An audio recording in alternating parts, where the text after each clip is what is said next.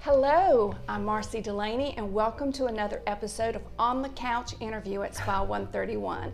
I'm really excited to have my guest today, Mr. Kristian Neimi. Hey. And he is restaurateur about town and very creative guy, very busy guy. Busy, yeah. So I'm excited to have him finally come in on my couch. And you know, Kristian, I've been a fan of yours for a long time. You have been responsible for all of my favorite restaurants. Thank you. I want you to just tell our folks what all you have created.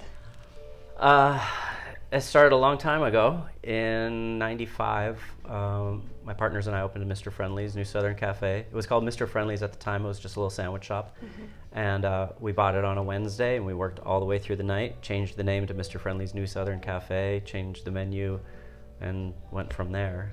And then 4 years later, opened up Gervais and Vine, then Solstice out in the Northeast, then Rosso Trattoria in Trenton Plaza and Forest Acres, then Bourbon on Main Street, and just recently Black Rooster a block away from you here. So all of that, every place you said has always been my favorite place. Even though I'm on this side of town, I have been out to Solstice and always had a lovely time out there. Great. So I am so excited to have you finally come across the bridge into our neck of the woods. It's awesome over here. It really is. Isn't it thrilling to see and to be a part of all this new growth? Yeah, it's crazy. It was so easy. Also, working with the city of West Columbia on the whole project. And to be where we are and to have the view that we have over the river and the view of the city. Spectacular. Yeah. I was up there a week or so ago, and just in the little corner right there. Right.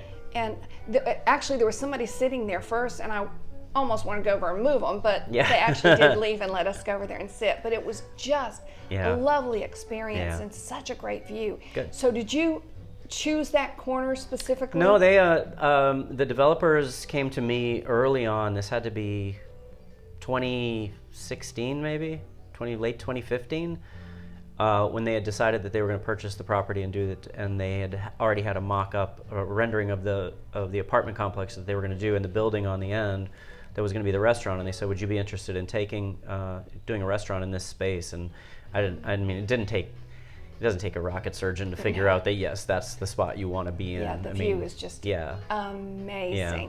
So have you had any specific challenges coming over here as opposed to Columbia? No, not at all. Actually, the complete opposite. Working with the city of West Columbia was... They're great, aren't they? Oh my God. We just have the Seriously. best people over here. Yeah, they're a phone call away. Our building inspector, basically you'd give him a call and, hour or so later he'd be swinging by already. Yeah. And everybody up in the offices up there is just so nice and easy to work with. It's all, it's a smaller city, so you've got a nice, it's got a more of a small town feel to the whole city offices. Like, I don't know, you walk in, they greet you like, they've known you forever, and I don't know, it was a really refreshing experience. It really is.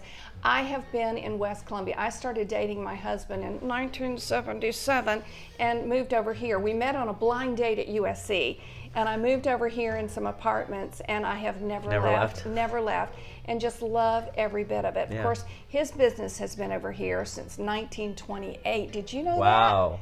His grandmother started Best Mattress in 1928, so it's Seriously? still here. My children are the fourth generation. I didn't mean to get into this, Wow. but it kind of led to that. You didn't know that. I had no Isn't that idea. amazing? 1928. So, yeah, grandmother, female. I can only imagine what the best mattress was in 1928. Well, I can tell you, it was hand stuffed Right, on a that's dirt what I floor figured. garage, and throughout the years they have sold appliances and TV, and they may have even sold caskets at one time. I don't know, but it's just a different kind of bed. Yeah, that's true. That's true. But Kristian, what strikes me about you is you seem to, and correct me if I'm wrong, seem to enjoy the creative process. Yeah, definitely. Maybe even more than running. Way more. No, I've got fantastic people working for me, and they've worked for, we've all worked together for years. And what's nice about it is that, the creative process is my favorite aspect of it. That to me is just so evident. Yeah, from the blank sheet of paper all the way through. See, the thing about Black Rooster was that's been a restaurant that I've wanted to do since about, I think, 1996. Oh, okay. So it was really supposed to be the second restaurant I ever did, and it just didn't really work out that way. Everything else kind of came and in its place. I was just kind of looking for the right time and space to put Black Rooster. And contrary to popular belief, Black Rooster has nothing to do with being in the Gamecock town or anything like that. I felt that way, yeah. But it just happened to work out that way, that it does kind of have an interesting correlation to the Gamecocks. I thought because it's French-ish, the Black Rooster kind of went along with that, with maybe a country French sort of feel to it. did. Even though the restaurant decor has nothing to do with that. Right. It's very minimalistic and cool, and I really love it. But that's what I felt like. Yeah. Well, the rooster has always been a symbol of France. Right. And I liked the sound of Black Rooster, and I had a couple other names for it throughout the years, but I always just kept coming back to that. And the logo, when I told our graphic designer Thomas Jennings like what I was interested in, he came up with the absolute perfect logo for it. And I was just like, okay, yes, so Black Rooster it is. Like, there's nothing else that I'd want it to be at this point, now that he's matched that up. Well, I think you did really good with that. Thank you. Has there been one project out of all those restaurants you named that you've enjoyed more than another? Yeah. Gervais and Vine. And I think it was because Mr. Friendly's I have a soft spot for, because that was our first restaurant, and I mean we bought that business for less than $40,000, and I wasn't even really worth that. There was barely any equipment in there, and we just turned it into what it became. But Gervais and Vine was the first restaurant where I basically went in and did everything. I laid the tile. I remember my friend JJ and I were doing it. It was brutally cold outside, and so the water in the tile saw was freezing. If you look at the walls, the stucco on the walls, we hand patted. We had gotten one of those rollers to do stucco, but it was just like, at this rate, we're gonna go through like 50 gallons of this stuff, 50 containers, 5-gallon containers of this stuff. I can't afford that. So we put some on, and then I just smeared it around with my hands and patted it, and I looked at JJ, and he looked at me, and we're like, all right. And we just started hand patting. So in some places when we were like, we're getting tired, you can actually see the handprints in it from where we patted it. That's kind of cool. Yeah, and then we painted it ourselves, Yeah. put up all the trim. I mean, really did almost everything there. And it failed miserably when we first opened. It was just a complete and utter... I don't believe that. Yeah, it was. Because I was there a lot. No. That wasn't when it opened. You have to remember, it opened in '99, and the first probably 9 months of its life, it literally was just wine and like cheese plates and things like that. Okay. There wasn't enough. And also, that part of the Vista was dead. Yeah. The restaurant that had been in the building next to it, South by Southwest, I think it was, had already changed into Rivers, which was like a Harper's knockoff, and then that closed. So we were down there floating in a sea of nothing down there. I don't remember that. Yeah, so I sold it. I sold that business to a guy from Greenville who then ran it into the ground, and then I repossessed it. And then it was shortly thereafter that we did everything we could to bring it back to life. I remember doing free soup night. We'd make 3 or 4 different soups, and you got a free bowl of soup with every adult beverage that you bought. Oh, that's hilarious. Then we did. Then I remember my buddy Josh and I worked the line. We worked the kitchen line there, and we learned magic tricks, and we just did everything to keep people there drinking and having a good time. And then I took a trip to Spain and sat at the bar at Cal Pep, the famous tapas bar in Barcelona, and just sitting there watching and seeing how much space they had behind the bar and how much cooking equipment they had behind the bar, just was like, this is what I have to do. And I got back, and shortly after we put a range behind there, started doing tapas, and that's when it really took off. So if you remember the days when we would be on like 1 and 2 hour waits, oh yeah, that was the era of that. But its original iteration, it failed. I did not know that. That's very interesting, and probably a lot of our viewers didn't know that. The very best place to sit in there is up at the bar. Oh, yeah. And back in the day, the chef who I was cooking, you'd get a little sample of this, sample of that. It was so much fun. I just absolutely We turned loved it. more people on to duck breast, I think, single-handedly in this town than any other restaurant, because people would not touch duck breast that often in restaurants. And what we would do is we'd just grill one off, slice it, and then we'd just hand pieces Yeah. to everybody, and we'd just like try it. And then after that, they'd be like, okay, when we go in, we got to have the duck breast. So that was a lot of fun. That creative guy, that's awesome. That was a blast. That was the most fun I think I've ever had in the business. We had such a phenomenal crew there. It was so tight knit, and everybody worked well together, and the education aspect of it was so good. Everybody knew their wines up and down. They knew their food. They did. That's very true. You know, it was just a small team of people, and it was just so much fun. That was a blast. Well, we're going to create that down at Black Rooster, right?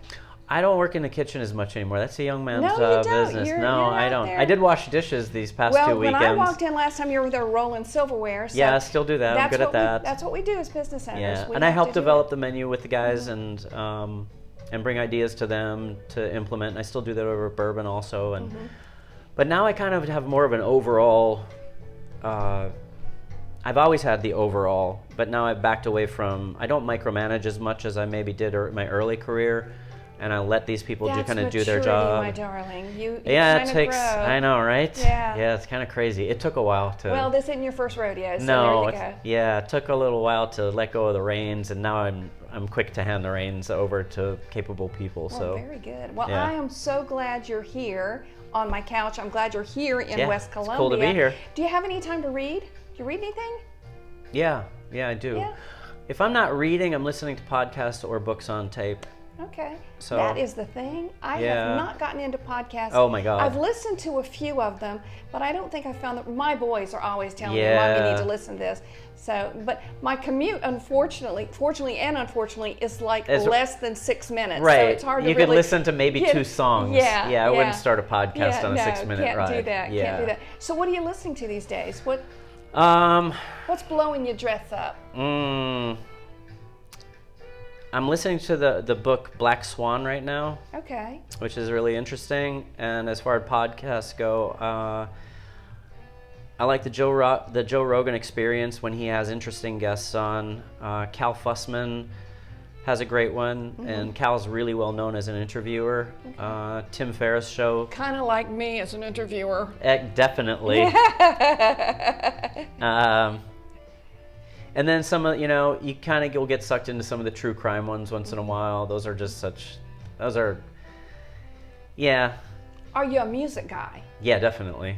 What are you jamming on The right only thing I don't listen to is anything that's new country. I just can't handle now? Not into that. overproduced new country. So actually recently I'm into French hip hop. Okay, I'm gonna have to. And what I Listen to like that. about French hip hop is that I can play it while I'm working on something, and I'm not sucked into the lyrics, and I don't get distracted. The beat is there, the words are all there. I don't understand what they're saying. My French is really spotty, and so I can enjoy the music. It's the same with some Spanish music. I still go back to the original recordings of like "Girl from Ipanema" by Stan Getz. That's my desert island Okay. album. If I could bring one album, that would be it. Oh, very good. So I'm gonna ask you some words. All right. First thing that pops into your mind, just Okay. answer. So relaxation. As much as possible. Okay. All right. Self-care. Oh, big into self-care. Yeah, I think I take very good care of myself. I eat pretty well. I exercise constantly. I still play hockey. I know I have figured out the life-work balance, even though what I do for a living is my life. I don't overwork myself the way I used to probably do, to the point where I would get stressed out. I no longer really get stressed out, so Massage. not a fan.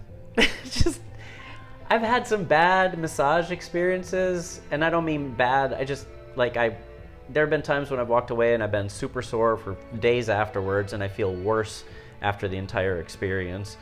Or I just am bored out of my mind. Okay. All right. Also, my legs are really ticklish, so like the only area that's